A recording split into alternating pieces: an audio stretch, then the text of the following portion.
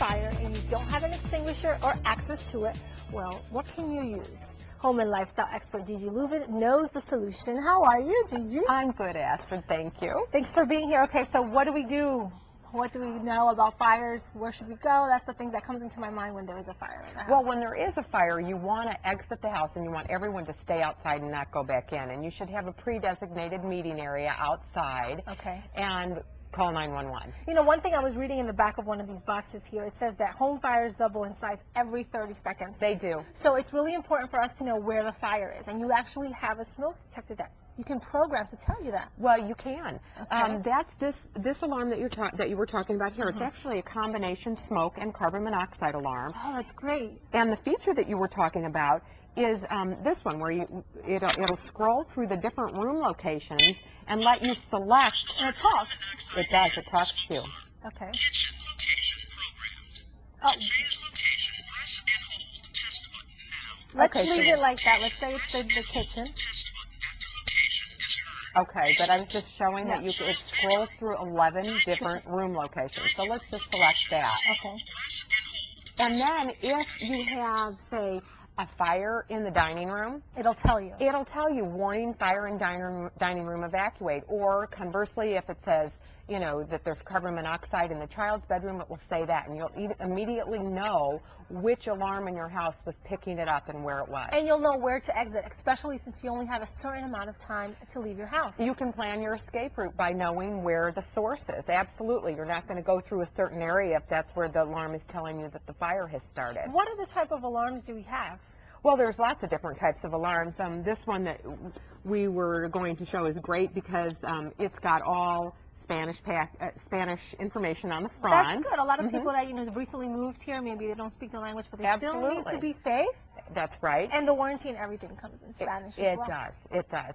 And then what you've got here, this one is a carbon monoxide alarm that's going to actually tell you the peak level. Okay. So the highest amount of carbon monoxide that it read since the last time you tested it. Okay. And it's great because it gives a digital readout right up there on the front. And in Florida, people often think, I think that, oh, well, we don't have the cold weather and we're not using furnaces and so on, but you absolutely need a carbon monoxide alarm. The thing is that people don't, you know, they'll go in and park their car in the garage or maybe leave the car running accidentally and they're not thinking about it.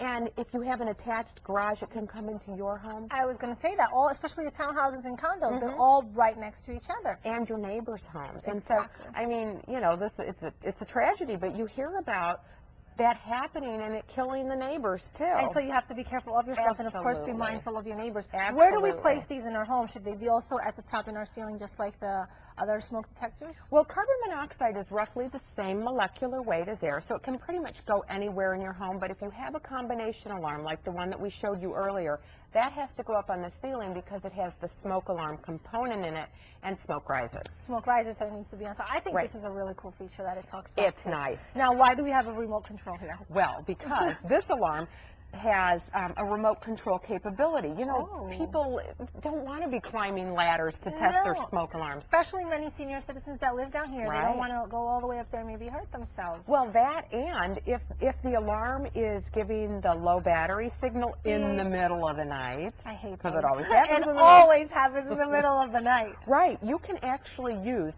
any remote control device, like from a VCR or a TV, and silence it for up to 8 hours. Here we're going to hold down any button. Okay, that's testing it, That's not testing silencing it. it. But at That's least we know testing it works. Yeah, and It's so you really can use, loud. Right, any remote control device to test it or to silence it. It's great. But if there's a real fire situation, a real emergency, it's going to go back into alarm. It's not going to let you, like, be stupid and turn it It's off. not going to let you sleep through the night. Now, the other important thing about this alarm that's so cool is that it's both photoelectric and ionization technology. Okay, I'm lost. Okay, why that's important? Because there are two different types of fires. One is slow smoldering and the other is fast flaming. Okay. The two different types of technology, it's two different sensors. one generally reacts quicker to slow smoldering fires than the other to Oh. fast flaming. Okay. So you want a combination of the two technologies in your home, and you can get it in one alarm with this and that remote control feature. Remote control, both of the sensors of the kind of fire. Does it also talk to you and tell you what room it is? This one does not. Okay. This one does not, but that's another feature that you could have in another alarm because you're looking for features, not price. Price is Exactly. not the thing to shop. You're asking this thing to monitor for emergencies in your home 24 hours a day, yet you spend $5 a day on coffee. Okay, I mean, we have 30 seconds, and we just want to talk about how we're going to do a test outside when Right. it comes to fire extinguishers. we are going to do that. Okay. This is a traditional fire extinguisher. Yes. Have you ever used one? No. I am sorry. I don't even know how to work it. You don't? No. Okay, well, frankly, I don't either, and I've been doing fire safety education for 15 years. I've never had the opportunity. Well, I think I did deploy one once out in the parking lot. Okay. But there's no reason that we would ever, unless there's a fire, and in a course. fire, you want to be confident and know what you're doing.